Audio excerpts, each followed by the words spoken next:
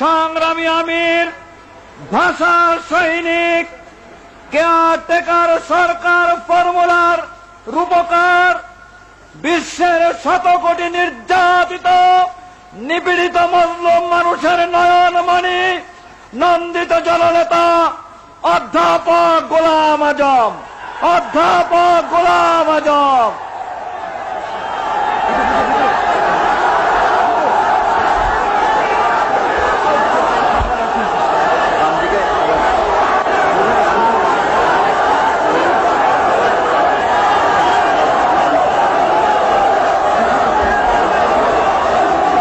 আলহামদুলিল্লাহ রাব্বিল আলামিন, আলহামদুলিল্লাহ রাব্বিল আলামিন, ওয়াসসালাতু ওয়াসসালামু আলা সাইয়্যিদিল মুরসালিন ওয়া আলা আলিহি ওয়া আসহাবিহি আজমাইন। এই শুকরিয়া দিবস উপলক্ষে আয়োজিত এই মহাসমাবেশের সভাপতি, ইসলামী আন্দোলনের নেতৃবৃন্দ, আর আমার প্রিয় সংগ্রামী দেশবাসী, আসসালামু আলাইকুম ওয়া রাহমাতুল্লাহ।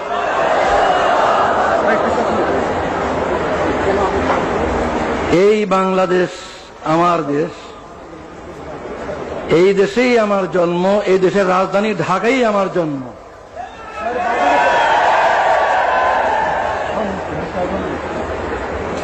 জন্মগত নাগরিকত্ব আল্লাহর দান, কে কোথায় জন্ম নেবে এটা ফয়সালা তিনি করেন। এই জন্মসূত্রে নাগরিকত্ব কেড়ে নেওয়ার কোনো অধিকার নেই। তবু কেড়ে নেওয়া হয়েছিল। আজ আমার কোনো দুঃখ নাই, আমার কোনো দুঃখ নাই। আল্লাহ তাআলা সম্মানের সঙ্গে আমার দেশের সর্বোচ্চ আদালতের মাধ্যমে আমার নাগরিকত্ব ফিরিয়ে দিয়েছেন, আলহামদুলিল্লাহ। নাগরিকত্ব হচ্ছে সকল অধিকারের ভিত্তি। যদি নাগরিকত্বই স্বীকৃত না হয় তাহলে আর কোনো অধিকারই স্বীকৃত হয় না। যেহেতু সরকার আমার নাগরিকত্ব স্বীকার করেনি এতদিন পর্যন্ত, এই কারণে রাজনৈতিক অধিকারও আমার ছিল না। সরকারের নিকট রাজনৈতিক অধিকার স্বীকৃত ছিল না, আর বাকি অধিকার তো প্রশ্নই ওঠে না। আলহামদুলিল্লাহ, আজ আমি আপনাদের মতো একজন নাগরিক, এই দেশের 12 কোটি মানুষের মতোই আমি একজন জন্মসূত্রের নাগরিক।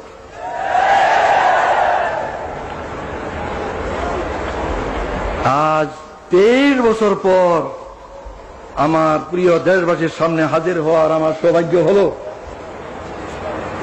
23 বছর পূর্বে আমার এই প্রিয় দেশের মাঠ, ময়দান, রাজপথ আমার বিচরণ ক্ষেত্র ছিল। এই 23টি বছর আমার জীবন থেকে কেড়ে নেওয়া হয়েছে। দুঃখ নয়, আল্লাহ তাআলা আবার আমাকে সুযোগ করে দিয়েছেন। আপনাদের সাথে সেই শুকরিয়া শরীক হওয়ার জন্য আমি আজকে হাজির হয়েছি। আজকে আমি অনেক বেশি কথা বলতে চাই না, আজ সূচনা মাত্র। ইনশাআল্লাহ কথা বলার আরো সুযোগ আল্লাহ তাআলা দেবেন, আমি আশা করি, যদি বাঁচিয়ে রাখেন আল্লাহ। আজ আমি অল্প কটি কথা বলি, আপনাদের কাছ থেকে বিদায় হতে চাই। আমার প্রথম কথা হলো, 23 বছর পর, বিগত 23 বছরের দিকে আমি দৃষ্টি দিয়ে শ্রদ্ধার সঙ্গে স্মরণ করছি আমার এই দেশের অনেক বড় বড় নেতাকে, যারা দুনিয়া থেকে চলে গিয়েছেন। তাদের মধ্যে দুজন নেতা এমন, আইয়ুব খানের স্বৈর শাসন আমলে যাদের সাথে মিলে আমি গণতান্ত্রিক আন্দোলনে একসাথে কাজ করেছি, সেই দুইজন আজকে নেই দুনিয়ায়। তারা হলেন মৌলানা আব্দুল হামিদ খান ভাসানী এবং শেখ মুজিবুর রহমান। এরপর আমি স্মরণ করি আরো দুজনকে, এই দেশে গণতন্ত্র পুনর্বহালের জন্য যাদের অবদান অস্বীকার করার সাধ্য কারণ নেই, সেই দুইজনও দুনিয়ায় নেই আজ। একজন জেনারেল আতাউল গনি উসমানী, আর একজন জেনারেল পরবর্তীকালে প্রেসিডেন্ট জিয়াউর রহমান। শ্রদ্ধার সঙ্গে তাদের স্মরণ করি। আরো স্মরণ করি কয়েকজনকে যারা এদেশে আল্লাহর দিন, আল্লাহর কালিমার ঝান্ডাকে সমুন্নত করার জন্য আজীবন চেষ্টা করে গেছেন। তাদের অবদানকে আমি স্মরণ করি। তারা হলেন মৌলানা আতহার আলী, মৌলানা মোহাম্মদ আব্দুর রহিম, মৌলানা মোহাম্মদুল্লাহ হাফিজি হুজুর এবং সরসিনার মৌলানা আবু জাফর মোহাম্মদ সালেহ, পীর সাহেব সরসিনা, আরো অনেকেই 23 বছরের আগে যারা দুনিয়া থেকে গুজরে গেছেন তাদের কথা আমি উল্লেখ করলাম না। এই 23 বছরে যাদেরকে হারিয়েছি তাদের কথা স্মরণ করে, শ্রদ্ধার সঙ্গে স্মরণ করে আমি আমার এই দ্বিতীয় কথা শেষ করলাম। এরপর 72 বছর বয়সে দাঁড়িয়ে আমি ভাবছি যে আমার ডাক কবে আসে আল্লাহর পক্ষ থেকে। তিনি কতদিন দুনিয়াতে আমাকে কাজ করার সুযোগ দিলেন তিনি জানেন। আমার কোনো ব্যক্তিগত উচ্চাকাঙ্ক্ষা নাই। আমি নিজে দেশের বড় কিছু হব, দেশের কোনো কর্তা হব, এই ধরনের কোনো কামনা আমার নাই। কিন্তু একটি কামনাই আমাকে অস্থির করে যে দুনিয়া থেকে যখন বিদায় নেব তখন আমার এই দেশবাসীর 12 কোটি মানুষকে কি অবস্থায় আমি রেখে যাব। তাদেরকে সুখী নিরাপত্তাবোধ নিয়ে বেঁচে থাকার মতো অবস্থায় রেখে যেতে পারবো কিনা, এটা আমার সবচেয়ে বড় চিন্তা। ক্ষুধা তৃষ্ণা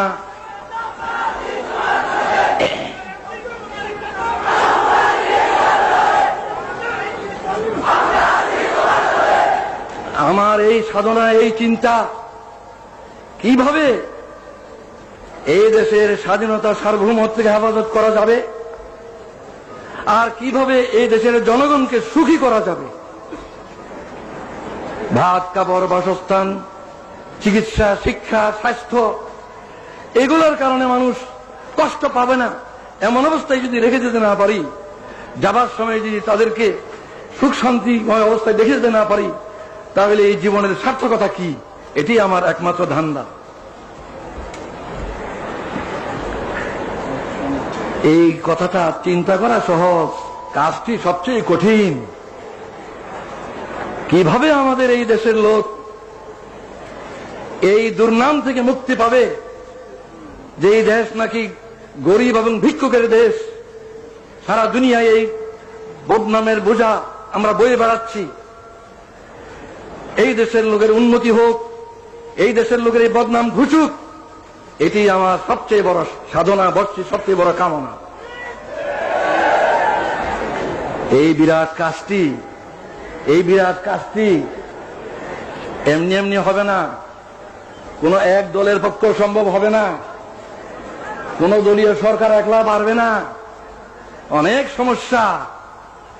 তাই আমি মনে করি যে এই বিরাট কাজটি করা তখনই সম্ভব হবে যদি আমরা রাজনৈতিক ভেদাভেদ, বিদ্বেষ, হিংসা, সন্ত্রাসী রাজনীতি এবং এজিটেশনাল পলিটিক্স, উত্তেজনাপূর্ণ রাজনীতি ইত্যাদি ক্ষান্ত করে সুস্থ রাজনীতি আমরা সবাই করতে রাজি হই।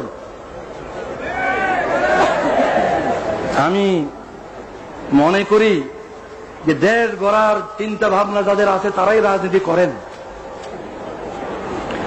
আর রাজনীতির ময়দানে যারা নেতৃত্ব দিচ্ছেন তাদের চেষ্টা সাধনের উপরই এই জনগণের ঐক্য নির্ভর করে। জনগণের মধ্যে বিভেদ সৃষ্টি করে কোন নেতৃত্ব সফল হবে না। জনগণের মধ্যে ঐক্য সৃষ্টি করেই সত্যিকার ভাবে দেশের কল্যাণ করা সম্ভব। এই ঐক্যের জন্য আসুন আমরা সকলে চেষ্টা করি। অতীতের বহু উত্থান পতন হয়েছে, রাজনীতির অঙ্গনে বহুত উত্থান পতন হয়েছে। আসুন আমরা ওইসব অতীতের দুঃখের কথাগুলি ভুলে যাই। আমরা যারা রাজনীতি ময়দানে আছি, আসুন একসাথে বসি, ভাব বিনিময় করি। দেশের সমস্যা অজানা নয়, সবারই কাছে আমাদের জানা। আসল কথা সমাধানের পথ কি, কিভাবে সমাধান করব, এই সমাধানের জন্য আসুন একসাথে বসি, একসাথে চিন্তা করি, মতের বিনিময় করি।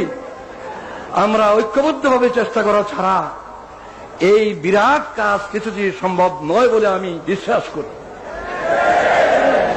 আমি দেশবাসীর সকলের কাছে এই কামনা করি যে আপনারাও দোয়া করেন।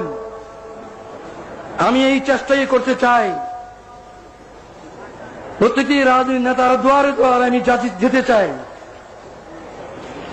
প্রতি নেতার কাছে আমি ধর্ম দিতে চাই। আসুন আমরা দেশকে গড়ি একসাথে মিলে। এই ঐক্য ছাড়া এই দলীয় কর্তৃত্ব, নেতৃত্ব, এগুলি নিয়ে আমরা ঝগড়া করতে পারবো, কিন্তু দেশ গড়তে পারবো না। এগুলি নিয়ে আমরা মারামারি কাটাকাটি করতে পারবো, কিন্তু জনগণকে সুখ শান্তি দিতে পারবো না। আমি আর বেশি কথা বলতে চাই না। এখানে একটা গুরুত্বপূর্ণ কথা আমি বলতে চাই, সেটা হচ্ছে রাজনীতির ময়দানে যারা কাজ করেন, বিভিন্ন দলের মধ্যে মতের পার্থক্য থাকা খুবই স্বাভাবিক, এবং এই পার্থক্যের কারণে রাজনৈতিক সিদ্ধান্ত ভিন্ন ভিন্ন হয়। বিভিন্ন দলের বিভিন্ন রকম রাজনৈতিক সিদ্ধান্ত হয়, এবং এক দলের সিদ্ধান্ত আরেক দলের নিকট গ্রহণযোগ্য হয় না। এটা হয়েই থাকে, এটা স্বাভাবিক। এই কারণে আমাদের মধ্যে যে দূরত্ব পারস্পরিক, এই দূরত্ব দূর করতে হবে। আর দূর করার পথ এটাই যে অতীতকে ভুলে যাওয়া। আমার বিরুদ্ধে যারা ব্যাপক অপপ্রচার করেছেন বহু বছর থেকে, আমি তাদের অপপ্রচারকে কিছুই মনে করি না। তাদের বিরুদ্ধে আমার কোনো বিদ্বেষ নাই, আমি তাদের বিরুদ্ধে কোনো অভিযোগ করব না। তাদেরকে আমি অনুরোধ করব, আসুন আমরা একসাথে মিলে দেশ গড়ার চেষ্টা করি। আমারও যদি কোনো ভুল হয়ে থাকে, ইচ্ছাকৃতভাবে দেশের এবং জনগণের ক্ষতির কোনো চেষ্টা আল্লাহর রহমত আমি কোনোদিন করিনি। যা ভালো বুঝেছি দেশের জন্য, জনগণের কল্যাণের জন্য করেছি। এরপরেও মানুষের ভুল হয়, ভুল হতে পারে। কেউ আমার কোনো কাজকে ভুল মনে করতে পারেন, সাধারণত তাদেরকে আমি দোষী বলবো না। নবী ছাড়া কে দোষী নয়, দোষ কম বেশি সবারই আছে। তাই যারা আমার কোনো কাজকে ভুল মনে করেছেন, আমার কোনো কাজে অসন্তুষ্ট হয়েছেন, আমার কোনো কাজে ব্যথিত হয়েছেন, দুঃখ পেয়েছেন, আমি তাদের সবার কাছে জানাচ্ছি, আপনাদের এই বেদনার সঙ্গে আমি শরিক, আমিও দুঃখিত। আমি আল্লাহর কাছে দোয়া করি যাতে আমি বাকি জীবন যা কিছু করি কারো মনে দুঃখ না দিই, কারো মনে দুঃখ না আসে এমন ভাবে যেন আমি কাজ করতে পারি। আপনারাও এই দোয়া করুন। সর্বশেষে যে ঐক্যের কথা আমি আজ বলছি, এই ঐক্যের তো ভিত্তি চাই। ঐক্যের কথা সকলেই বলেন, অনেকেই বলেন, কিন্তু ঐক্যের মধ্যে ভিত্তি প্রয়োজন। বিনা ভিত্তিতে ঐক্য কিছুতে পেরে দাঁড়াবে। আমার দৃষ্টিতে ঐক্যের ভিত্তি দুটো, একটা রাজনৈতিক ঐক্য আর একটা আদর্শিক ঐক্য। রাজনৈতিক ঐক্য, আদর্শিক ঐক্য, এই দুটো ঐক্যের ভিত্তিতে আমরা এই দেশের 12 কোটি মানুষকে ঐক্যবদ্ধ করতে পারি। রাজনৈতিক ঐক্য মানে হচ্ছে এই বাংলাদেশের যে সীমানা, এই সীমানার ভিতরে যে বাংলাদেশ, এই বাংলাদেশের স্বাধীনতা সার্বভৌমত্বকে হেফাজত করতে হবে। অত্যন্ত বেদনার সঙ্গে লক্ষ্য করছি, বিদেশ থেকে এসে কিছু লোক আমাদের দেশে এই কথা বলার সাহস পায় যে 47-এর সীমানা উঠাই দিতে হবে। 47 সীমানা উঠে দিলে বাংলাদেশ কোথায় থাকবে? 47 ভারত ভাগ করে যে সীমানা ঠিক করা হয়েছিল, সেই সীমানায় কি বাংলাদেশের সীমানা নয়? 71 কি সেই সীমানার ভিতরেই স্বাধীন বাংলাদেশ কায়েম হয়নি? এই সীমানার হেফাজত করা হলো রাজনৈতিক ঐক্যের পয়লা ভিত্তি, রাজনৈতিক ঐক্যের ভিত্তি এটাই। যারা এই সীমানা তুলে দিতে চায় তারা এদেশের স্বাধীনতার রক্ষক হতে পারে না। যারা এই সীমানা তুলে দিতে চায় তারা এদেশের স্বাধীনতার সার্বভৌমত্বে বিশ্বাস করে না। আমি বিশ্বাস করি দেশের দায়িত্বশীল সকল রাজনৈতিক দল এই বিষয়ে একমত যে বাংলাদেশের এই সীমানার ভিতরে যে সীমানা 47 হয়েছিল এবং 71 যে সীমানাকে নিয়ে স্বাধীন সার্বভৌম বাংলাদেশ প্রতিষ্ঠিত হয়েছে, এই সীমানার হেফাজত করা আমাদের সকলের পবিত্র দায়িত্ব এবং এটা আমাদের রাজনৈতিক ঐক্যের ভিত্তি। কিন্তু রাজনৈতিক ঐক্য কি যথেষ্ট? রাজনৈতিক ঐক্য কখনো যথেষ্ট নয়। আদর্শিক ঐক্য ব্যতীত রাজনৈতিক ঐক্য ক্রিয়াশীল হয় না। আমি অনেক ভেবে চিন্তে তালাশ করে দেখেছি যে 3টি কথাই হচ্ছে আদর্শিক ভিত্তি। 3টি কথাই হচ্ছে আদর্শিক ভিত্তি। আল্লাহ যিনি আমাদেরকে সৃষ্টি করেছেন, যিনি আমাদের মনিব, মাহবুদ, প্রভু, সেই আল্লাহ ঐক্যের, আদর্শিক ঐক্যের পয়লা ভিত্তি। সেই আল্লাহ মানব জাতির দিশারি হিসাবে, পথ প্রদর্শক হিসাবে তার রসুলকে পাঠিয়েছেন, যুগে যুগে রসুলগণকে পাঠিয়েছেন। সর্বশ্রেষ্ঠ রসুল মুহাম্মদ রাসূলুল্লাহ সাল্লাল্লাহু আলাইহি ওয়াসাল্লাম হচ্ছে দ্বিতীয় আদর্শিক ভিত্তি। তৃতীয় আদর্শিক ভিত্তি হচ্ছে আল কোরআন, যা মানব জাতির জীবন বিধান আল্লাহর পক্ষ থেকে রসুলের মাধ্যমে এসেছে। এই আল্লাহ, আল্লাহর রসুল এবং আল্লাহর কোরআন এর কোনটাই জামাত ইসলামীর দলীয় সম্পদ নয়। এই তিনটার কোনটাই কোন দেশের কোন দলের তাদের নিজস্ব সম্পদ নয়। এই সম্পদের ভিত্তিতে আমাদের মধ্যে ঐক্য না হওয়ার আমি কোনো কারণ দেখি না। আমি অত্যন্ত আনন্দ বোধ করি যে আমাদের দেশে প্রধান প্রধান দলগুলির নেতৃবৃন্দ তারা মুসলিম। আমাদের দেশের প্রধান প্রধান দলগুলির নেতৃবৃন্দ মুসলিম।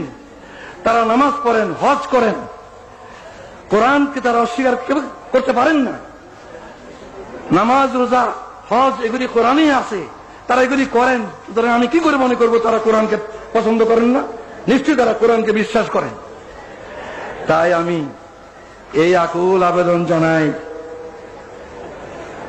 রাজনৈতিক ঐক্যের ভিত্তি বাংলাদেশের সার্বভৌমত্ব এবং স্বাধীনতাকে রক্ষা, আর আদর্শিক ভিত্তি হচ্ছে আল্লাহর প্রতি দৃঢ় বিশ্বাস এবং আস্থা, যেটা আমাদের বাংলাদেশের শাসনতন্ত্রে আছে। দ্বিতীয় মুহাম্মদ রাসূলুল্লাহ সাল্লাল্লাহু আলাইহি ওয়াসাল্লামের নেতৃত্ব, তৃতীয় কোরআনের বিধান। এই ঐক্যের ভিত্তিকে যদি আমরা গ্রহণ করি, কাল থেকে আমরা দেশ গড়ার কাজ শুরু করতে পারি। আমি বিদায়ের আগে